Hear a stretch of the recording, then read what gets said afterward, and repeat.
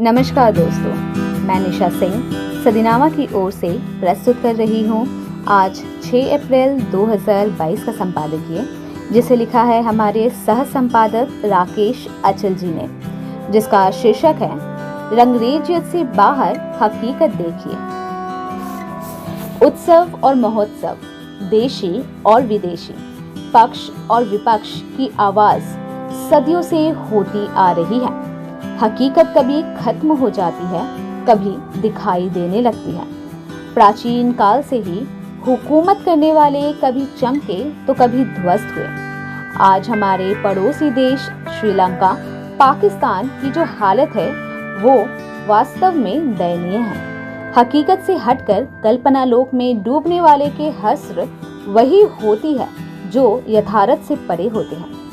रंगरेजियत की धुन हमारे देश में ऐसी फैली हुई है जो लोगों को कहां ले जाकर फेंकेगी, इसकी कल्पना नहीं की जा सकती। तो आइए शुरुआत करते हैं हमारे आज के संपादकीय की, रंगरेजियत से बाहर हकीकत देखिए। देश अंग्रेजियत से मुक्ति का अमृत महोत्सव मनाते मनाते कहीं रंगरेजियत के भंवर में तो नहीं फंसता जा रहा? कहीं आने वाले दिनों में हमें भी श्रीलंका की तरह आर्थिक कोहराम का सामना तो नहीं करना पड़ेगा?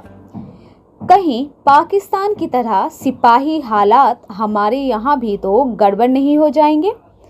ये कुछ ऐसे सवाल हैं जो आज भले ही काल्पनिक लगते हो, किंतु कल ये वास्तविक भी हो सकते हैं। हम नींबू संकट पर बात करते हुए क्या इन तमाम मुद्दों पर बातचीत नहीं कर सकते? क्या सचमुच हमारे यहाँ की अर्थव्यवस्था में वो ही झोल तो नहीं आ रहा जो कल को हमें श्रीलंका और पाकिस्तान की तरह मुसीबतों का सामना करने के लिए मजबूर कर दे?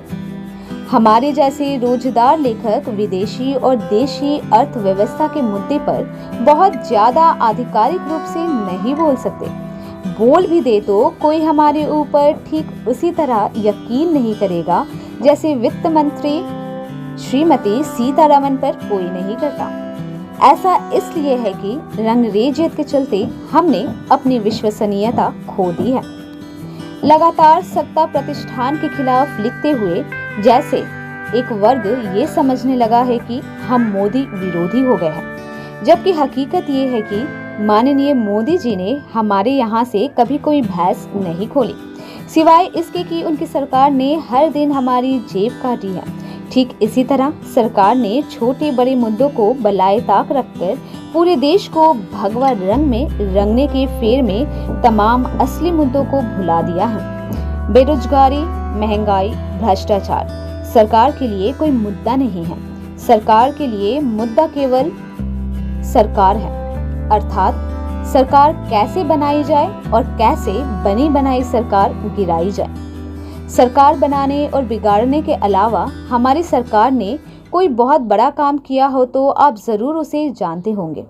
देश सिर्फ इतना जानना है कि सरकार ने लगातार सरकारें बनाई है और लगातार सरकारें बिगाड़ी है। इस कड़ी मेहनत का ही फल है कि सरकार पहली बार राज्यसभा में 100 का आंकड़ा कर काफी मजबूत स्थिति में पहुंच गई है। देश में सरकार का मजबूत होना अर्थव्यवस्था होने की गारंटी नहीं हो सकती। देश में सरकार के मजबूत होने का सही अर्थ जनता का मजबूत होना है, जो दुर्भाग्य से नहीं हो पाया है। देश की अर्थव्यवस्था को मजबूत करने का कोई एजेंडा संघ परिवार ने कभी सरकार को दिया ही नहीं। इसलिए माननीय प्रधानमंत्री मोदी जी इसके लिए जिम्मेदार बिल्कुल नहीं है। इसके लिए जिम्मेदार देश की जनता है, जो लगातार उदासीन होकर लोकतंत्र के नाम पर रंगरेजियत में उलझी है। सरकार को ना हरा रंग पसंद है और ना सफेद, उसे तो केवल भगवा रंग पसंद है। सरकार की प्राथमिकता देश को 5000 साल पुराना भारत बनाने की है। सरकार की प्रतिस्पर्धा विज्ञान और विकास से है नहीं। इसलिए कभी कभी डर लगता है कि रही भारत भी किसी दिन श्रीलंका और पाकिस्तान की तरह आंसू बहाता नजर न आए। इस बात में कोई दो राय नहीं हो सकती कि बीते 7 साल में मौजूदा सरकार असली मुद्दों पर धूल डालकर नकली मुद्दों पर जनता को अपने साथ जोड़े रखने में कामयाब हुई है, और जहां उसे कामयाबी नहीं मिली है, वहां उसे अपने तरीके से कामयाबी हासिल कर ली है। सरकार खेल तमाशों के बाद फिल्म इल्म से भी अपने अभियान को गति देने में सफल रही है।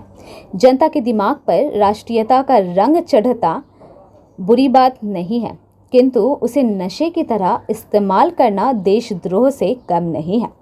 सरकार कश्मीर के मुद्दे पर सवाल पूछे जाने पर गर्म हो जाती है, सदन में ऊंची आवाज में बोलने लगती है, उसका यानी सरकार का खून खौलने लगता है और सफाई दी जाती है कि सब मैन्युफैक्चरिंग डिफेक्ट की वजह से हो रहा है।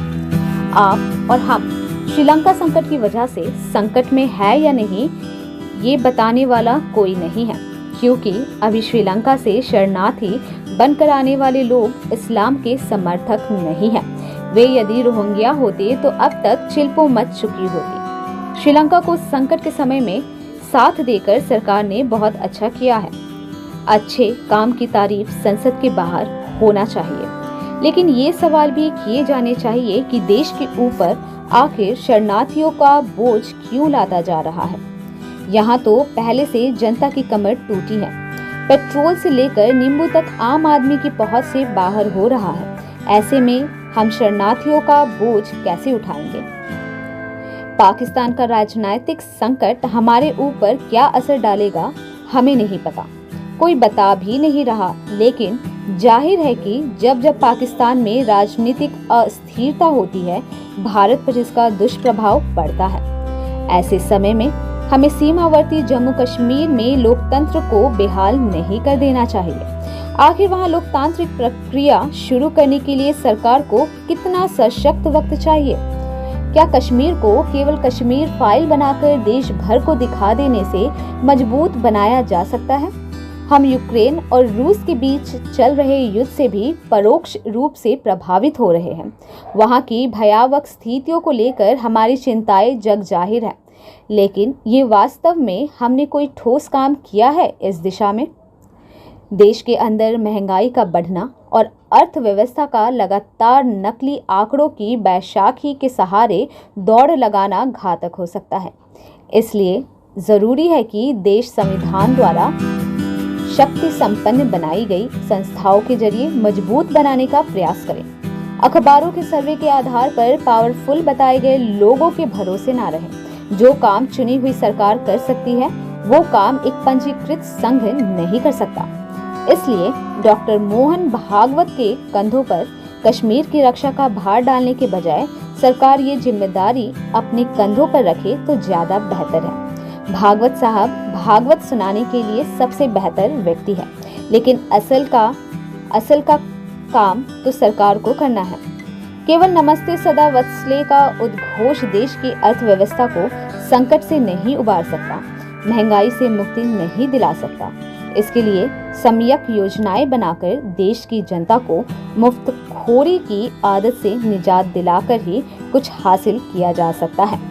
आप सहमत हो तो ठीक, और ना हो तो भी कोई बात नहीं। असहमति का भी सम्मान किया जाना चाहिए। तो दोस्तों, ये था हमारा संपादकीय, जिसे लिखा था हमारे सह संपादक राकेश अचल जी ने। मिलते हैं नए विषय के साथ, तब तक के लिए नमस्कार।